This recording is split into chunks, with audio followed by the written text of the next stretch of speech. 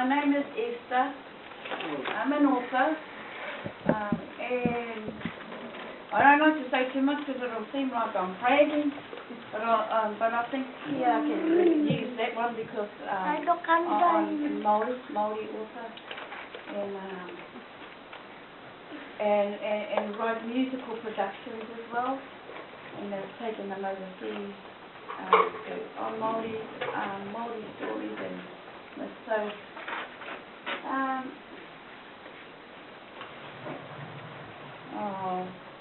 You can ask me some questions. Any question you want to ask me, things to do with Māori, and I'll answer them the best. But my background is a writer, director, producer. What's some of the books you've written, Brian? What's some of the books you've Children's author. You can get them in the library, so you don't have to buy it. Just look up Esther Samihana. And what's some of the books you've written about? Some of the names? Some of the books I've written is well, it's been a lot, and even right down to the basic little stories for children using the reel, simple reel. And of course you get books, if you go and get books like Sandman and Reimata's Cloak is another book, and you really see Māori, Wairua Māori in those books. It's in English as well as in Māori. And I've worked with learning media, for learning media as well. But everything was kaupapa Māori, was about things Māori at all levels. From the kōranga reo right up to commissioners level, because I had to sit on with commissioners, we're talking on abuse and all those sort of things. So it was my job to go in there so that I could script them for the filming, for resources, as a resource, for educational resources. So yeah, I'm not an academic. I don't have any degree of anything, except that I've done it. And the evidence is there, resources. So, yeah. But any questions you want to ask me about anything? So I've done productions, I've done books, and done filming as well. So any questions you want to ask me to do with how I can help you with whatever it is you need, your needs in terms of Māori, be it, real, be it, whatever. I'll only be too happy to answer if I can. So then I get a better idea of where we can go with what you have, because I don't know exactly what you've done.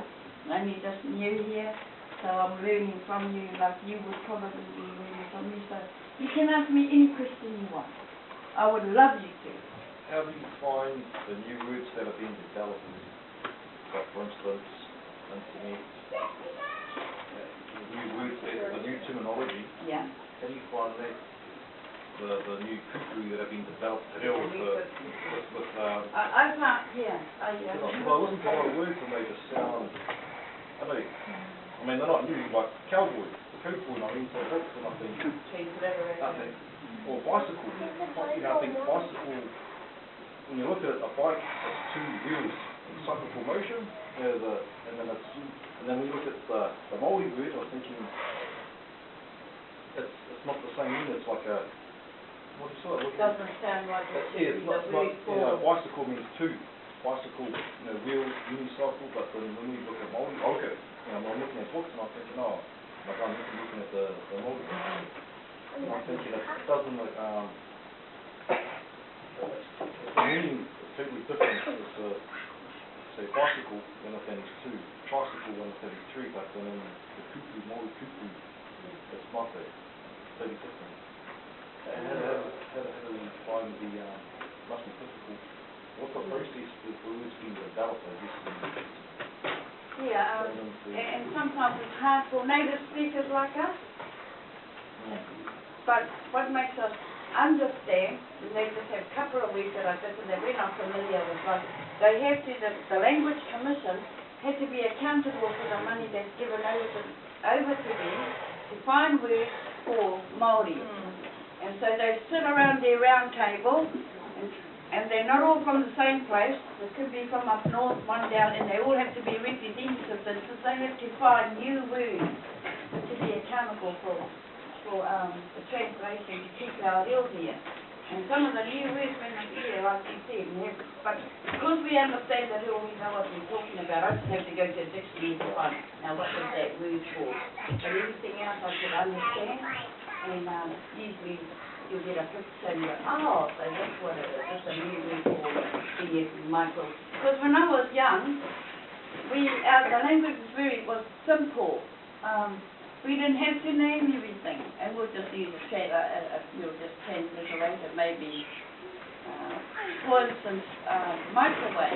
We didn't have a microwave, so we don't have a word for microwave. And sometimes we'll use a word called mea, M-E-A. But we knew what that mea was. It's the one word. We'll have the conversation and go, the mea. And what we're really saying is that microwave. But we didn't have a Māori word for microwave. You know, the new technology that come out, and they have to find words, and that makes it difficult. It takes the purity of our language out, or the native language. So yeah. And how do I find it? I don't like it. It makes me uncomfortable. Because language is about communication. And so when you hear those words, it's like, but you got to use it. Where did you grow up, Fire? Where did you grow up? I grew up in, I grew up in a land called, in the Urewera, Tūhoi. I'm from the Urewera. You know that, you've heard of the Tūhoi people, eh? You know, the masked people and...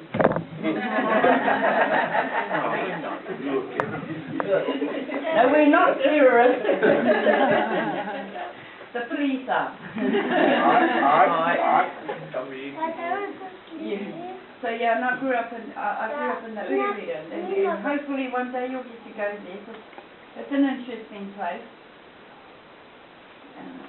When you wrote your books, Fire, did you write it, when you wrote your books or make movies, did you write it on real stories that happened in your life or your whānau? You know, when you wrote the folk story or some of your books, was it based on something that happened? No, they call it creative writing, but many people relate to it. And they understand, you know, it has many layers behind the kōrero, these layers, and only those that relate to it will, there's something there for everybody. Yeah, so, and I wrote those while I was here in Stokes Valley. And what inspired me was our community to write, was the family situation, people's situations, because I used to do a lot of voluntary work. And so I was dealing with people in the community, be it food bank or be it whatever, and I was there helping people. So I could see what was happening when you sit down and listen to people. So it inspired me to write, just based on what was going on in my environment. So, what have you mentioned earlier? How long have you been involved with writing? Since 1994. Since 1994, I got into writing it. I'll tell you something, like I said, I'm no academic, but my family, they're doctors, professors, just not me. When I first got into it, I didn't know, I heard of the name publisher. I'm sort of familiar with that, and I know that they publish books, but I didn't actually know how. So I didn't have I just didn't know how they did it. But I started to write, and it was just writing, making notes. And then after a while, I started to dream. And then I wake up, because I got into this real role of writing, and after a while I started to have dreams. And then I thought, wow. I mean, in this dream, one particular dream, in this dream it said, you're going to be a writer, and you're going to be one of Māori's top children's authors. This was just a dream. But I woke up and I believed it. I really did. It was one of those things. I really believed it. To the point, I went around telling everybody, when I wasn't a writer, I knew nothing about writing. To the point I went and spreaded the lie around. Because I really did believe it, even though everybody else didn't believe it. And I said, yeah, I'm going to be a writer, and I'm going to be one of Māori's top writers. And if you know our whānau Māoris that know you don't write, you can imagine their eyeballs. Crazy. And then I said that,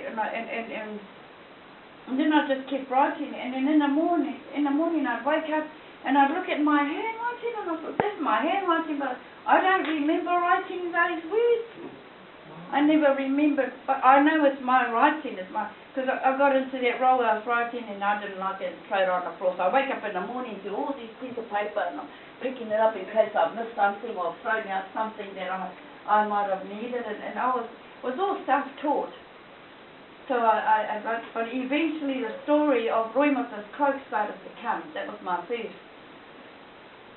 Started to come, so and I rang my dad up, and my son knows him, and I said, oh Dad, I've got this story, and he goes, yeah, and I said, and he goes, what about? And I said, I'll tell you. So I told him the story, and then he was quiet for a long time, and he goes, oh yes, and I went, what? And then he goes, oh, I think that book should be published. And I went, yeah, how? And he goes, just look it up in the Yellow Pages. Publisher. Blah, blah, blah. Spelling it for me. And then I went, oh, okay, so I did it. And then I said, yeah, and he goes, but, and I found Anira Karakia while I was looking, and he goes, you look up the publisher, and I'm going to have a karakia for me. He was going to have a karakia for me. So I did that. And when I said I found one, I heard him say, Amene, and it was on Huia Publishers. And I said, Dad, it's called Huia Publishers. And he goes, that's it. And I went, okay, so what do I do now? And he goes, you ring them up, and you tell them that you have a story, you want to make an appointment with them. And I went, can I do that? And he goes, well, you can try. And then I said, and then what? And he goes, well, just start from there. So I rang the publishers, and he said to me, and if they want you to send any draft work, because it was all in my head, I could storytell it. And he goes, they want you to send any written work, tell them, no, you must have an appointment. Because he had heard me telling it. And he goes, and he goes, and you need to go and tell it the way you told me. And I said, oh, okay. So I rang this publisher, and it was Robin, and I spoke with her, and I told her, my co-wife, I told her what I had, and she goes, okay, well just send it in to me, because we get lots and lots of stories being sent to them. And I thought, no, my dad said, I'm not allowed to do that. I said, no, I need to make an appointment, and I need you to hear it. And she said, okay. And so I got the appointment, and I said to my dad, rang him back, and I said, yeah, I've got an appointment with them. He goes, well, that's good. And I said, now what do I do? And he goes, well, you go to that appointment, and you tell them the story like you told me. Okay. And he goes, but only this time, you start off with a waiata. What waiata? He goes, try and find a 4-liner, 5-liner that will encompass the whole of their story. So I did. So I went in, and then I started. And of course, the publisher, Robin, was there. She came out, and everybody else, and I didn't know what editors were. I do now. I didn't know what designers were, art designers. I do now. I didn't know what they were, just names to me. But anyway, I went in, and I said, okay. And she told me who she was, and then she said to me, so you're here to tell me a story? And I said, yes. So I started with, Tanye Mahuta Abha Tuanaku Inu Pukohurani. So I started off with that. And then I went into telling my story. And then I said, Tērā te tahiwa hine mini ko hine hine no. I roto I te uruwera. Ko roi mata tōna ingoa. And I walked it, and I talked it, and it was a whole story. And anyway, halfway through the story, I was because my dad told me, don't get away from their story, just keep focused. The publisher stood up from where she was sitting, but I stayed in character and carried on, and she was telling me to carry on, and she disappeared. So I'm telling this story to nobody. She disappeared down the hallway, and I'm thinking, and I carried on, but she was disappearing, going like this to her staff. So staff came in, and I carried on with the story. And when I finished, they were all crying. And she goes, where'd you get that story from? I said, I made it up. And I dreamt the rest and put it together as a story. And she goes, unfortunately, we just finished publishing a batch of books. But that one, I'm going to put the money up for yourself. So the publisher put the money up for that. That's how much they believed in it. Put the money up for yourself for it, because they had already used up their budget for their roundup. And then while she was doing that, I didn't realise that she had already been on the phone to talk to the likes of Patricia Gray, all these famous Māori writers. And I didn't even know who they were. I was just... So she rang them up and she said, you've got to hear this story. And so she made some, when I walked in, she invited me back. I didn't know who anybody was. There were people like Margaret Mahi, and there were illustrator Robin Kahuki were in them, and I didn't know who they were. And so I went in and she asked me to tell the story, and I told the story again. And then she said to me, oh, now you can, she goes, now you can pick your illustrator. And I went, no, illustrator. Because I hadn't gone that far in my head. I'm only just telling a story. But it was something like that. It was coming to real in front of me. And I wasn't prepared for it. I was, what's the illustrator? What's that? What's the editor? And I'm starting to back off now. And she goes, it's all right. And she goes, so they brought in these illustrators, and I had to audition them, and I didn't know what I was looking for. Because I've just told a story, but I never met those sort of people, and so I auditioned them for their to take on, because they wanted the job to be my illustrator, and so I sat there and I didn't know how to pick. They were beautiful artists. I didn't know how to pick the right artist for their story, but I did say to all of them, and there was 4 that I looked at. I said, are you able to go to the Urewera, to Mangapuhatu? Because they all wanted the job. And even Robin Kahukiwa. And she goes, Esther, can I please have that? I want that song, and I want that story.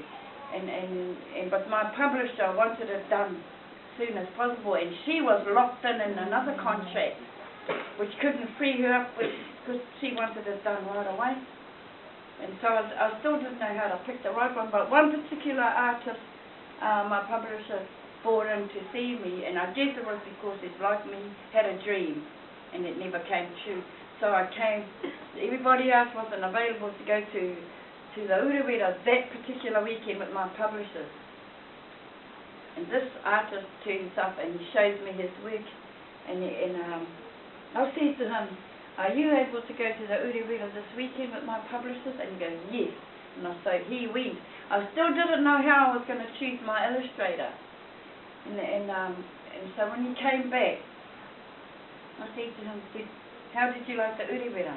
He goes, I loved it. And he goes, I loved it because I saw all those characters that you talk about in the book, and my publisher was sitting there agreeing. I saw the queer, I saw a queer, I saw this, I saw that, I saw everything you described, I saw. And I thought, okay, well, that's a good thing for me, in trying to decide who I'm going to go with. And then he said to me, and the best thing is, I'm so glad I went, because I would have done palm trees, coconut trees, I would have made it colourful, and it doesn't really go with the story that I'm telling you. I'm so glad that I saw the Urewera for what it is. And so I thought, And I said to him, so why do you want to be an illustrator? And he goes, because it's been my dream and I've never had the opportunity, doors have always closed, but I never gave up. And that's my dream. And I thought, okay, well if my dream is going to be you, I can make his dream come true, you know, because he's never ever illustrated a book. So for me, being Māori and being the way I think, I thought, no, you'll do it. I don't need a professional because I have someone here, I can make his dream come true. Because professionals already got their work cut out for them. And so I took him. But you know, it was that one book, and before I knew where I was, within the month I was in New York.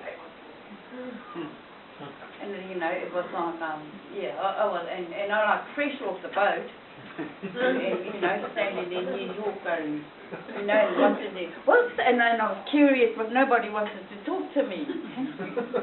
I'm in a different country, and you can't be too friendly. And we, I was just being me, and I was going, oh, that's a beautiful thing. Can I have a... And it was like... Why, was your book in English and Te Reo Māori? Was your book in English and My Te books Reo are in Māori? English, as well as Māori. Te Reo Māori, wow. It's separate. Yeah, the English version, and you got the Māori version. So, yeah. And so if you ever get a hold of the books to have a read, and it sort of gives you an idea of the creative writing, and that's only creative writing. But there are a lot of other books that I do for learners, for the children at that level. So, And Freya, you just sang there just for a moment, and I must be upfront, it actually sounded quite beautiful. Yeah. I used to. Yep. But I've had cancer. I'm all right now. So because of the chemo, I started the chemo that I've 6 weeks. So I'm just slowly getting my strength back up, and the the medication I was on used to make me bump into walls to the point that I just fell on the floor and then my teeth came out. So yes, I've had that kind of, but it's all right being paid for by ACC. Well, so, you know, all the luck. So, but I'm gaining my strength back. And I'm passionate about people who are wanting to learn anything about things Māori. And I'm not an expert, but I can share things that their nannies would have shared, and it'll be all very, very similar. So, yeah, and then of course the second book and all the other books that I've started to write, then they brought in you know, people that are known and have won awards overseas. So then, yeah, there's a whole lot of different books out there with yeah, so that's part of it. If I was like before, do you have any tips for those for whānau learning te reo, obviously? Do you have any tips for the whānau to get their reo The basic. flowing a bit better? Yeah. Oh, okay. Any tips for Yeah, that? reinforcing those words. You know, the words you fellas get. Find an opportunity where you can keep using them and using it in your everyday language. No matter what that word is, you'll always find a place somewhere in your everyday language and keep reinforcing them and just make them a part of your language. Just 3 words at a time to reinforce it until you're really comfortable, and after a while you just add some more words to those. It's a bit like when you watch the children and how you talk with the children, and it's really repetitive. And you say, I said no. No. No. Yeah, and you can do the same with Māori words. I kia hau kao. Kao. Kao. And you know, you can find creative ways, of using them. It doesn't have to be the way they gave it to you, or I give it to you, or whoever gives it. You find ways to do it. It's very simple. Japanese people shouldn't have a problem speaking Māori. That's the same vowels in the pronunciation. Should be able to. Where do you come from? Singapore. Singapore. You can say place to come from. You learn Māori? Beautiful. Okay. All right. So yeah, use or find words or that you like to use, and you would like to use at home, be it to your husband, to your children. Find what you want to say in Māori, write it, or if somebody to say, how would I say this? And I'll say that you're using it in your everyday language, not forgetting the very basics. But things like that, I said, no, don't do that, things like that, or you're having a lovely time, aren't you? And you can do those things in Māori. You're talking to somebody people. I hope I'm answering your question. In your book, you talk about the culture. So is it? I haven't come across any of your books. So I'm looking for something that can explain more of the culture, more of the food and the way things are done. The books that I tend to come across working with children is the stories of the gods and the tanishas and the mystical side of it, but not the actual real life. This is how my family lives. This is how we do things. This is what happens at the marae. This is what happens. And there's a lot of resources on my book. The book Roima is close, and it's mythical, but it's also reality. Yeah. And Look for them. and it shows the culture and how. Now in that book you'll find she's talking to eels, she's talking to birds, which is how our old people used to, and so she's having this conversation. But it also shows you that who her teacher is. So at the end of who her teacher was her grandmother who would talk to her about things. So she knew the language of the forest, the language of the birds. So yes, there's some realities in it. You know what? Can you recommend sources that would show more of the reality, the culture and things like that? And cultures and Where would I find and there is about the giving. It shows a lot of things that we would do normally anyway, and how we do it. And you have to read the book to take a look at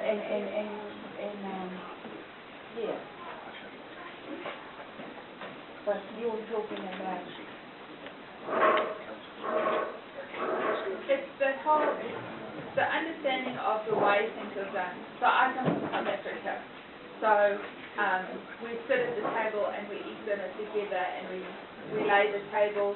My grandparents came from England, so it was always with silverware and your proper polished table and proper meals every time.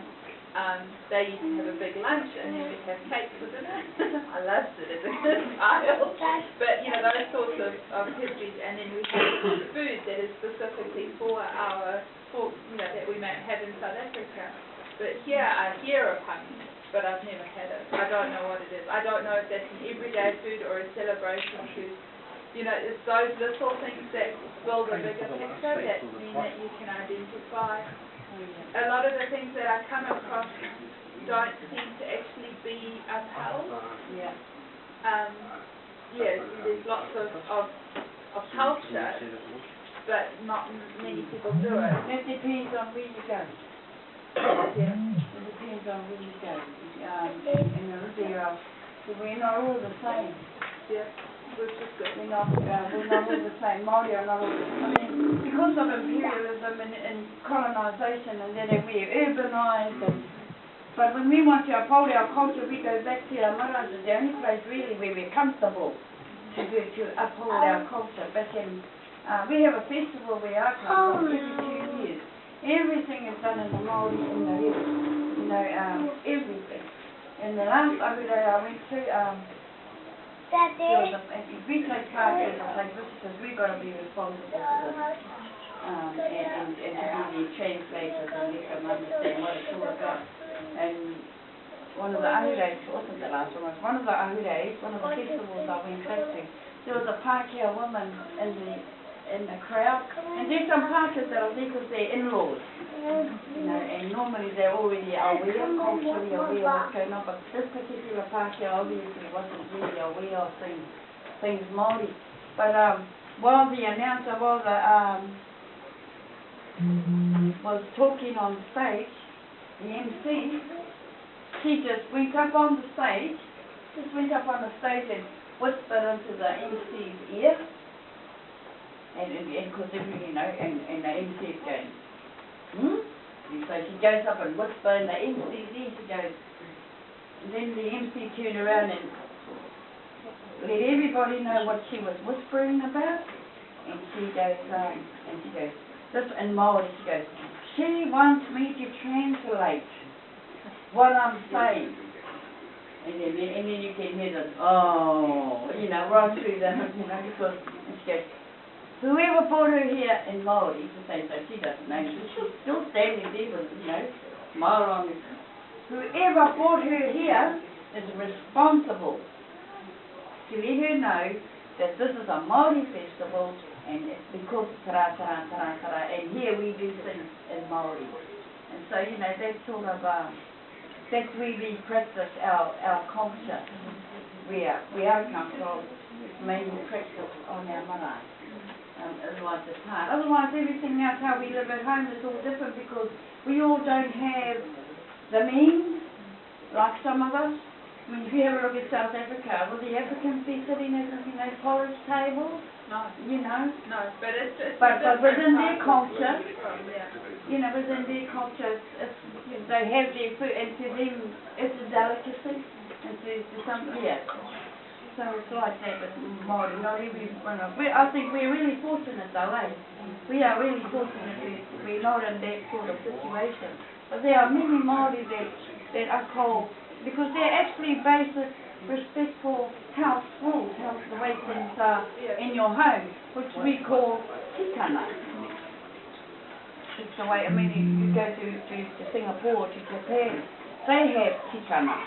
And they do things the way, you know, and they uphold these really, really well. And but ours is really difficult